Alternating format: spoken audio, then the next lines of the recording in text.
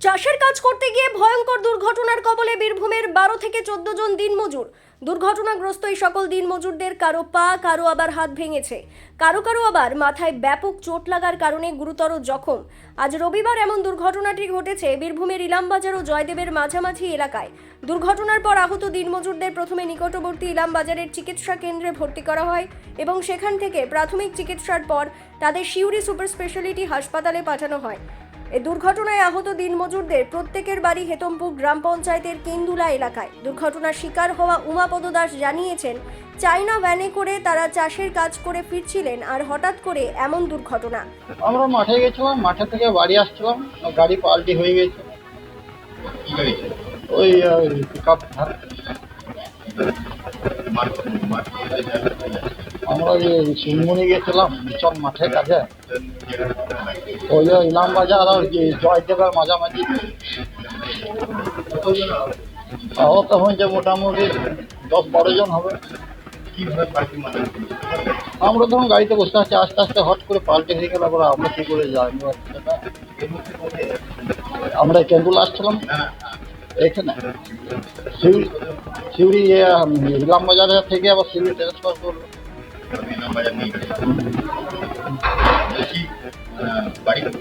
বাড়ি কেন্দুল কাজে গিয়েছিলাম, বাড়ি আসছিলাম।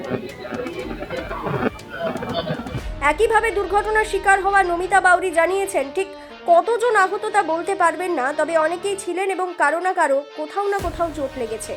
বলছি আমরা কাজে থেকে বাড়ি আসছিলাম, চায়না ভ্যানে আসছিলাম বাড়ি। চায়না ভ্যানটা পাল্টি খেয়ে গেল, আর একটা গাড়ি ছিল, ওই গাড়িটাতে মানে সবাই পড়ে দিয়ে গাড়িটাতে ধাক্কা মেরে। সুনমুনি থেকে বাড়ি আসছিলাম কেন্দুলা,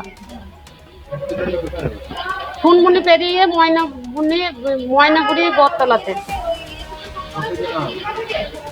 তা এটা 10-11-12 অনেকগুলো 15-16 জন ছিল।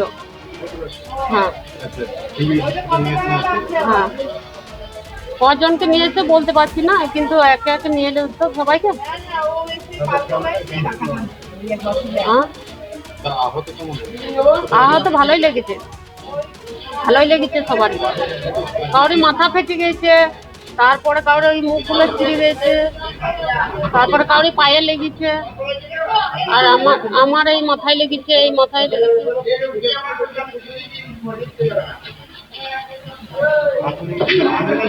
হ্যাঁ, আমিও ছিলাম।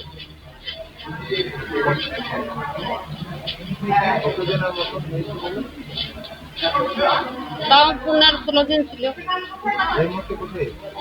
কত এসছে বলতে পারবো না আমি। হ্যাঁ, কজন এসছে বলতে পারবো না ঠিক, মানে সব মানে একে একে নিয়ে এলি তো সবাইকে।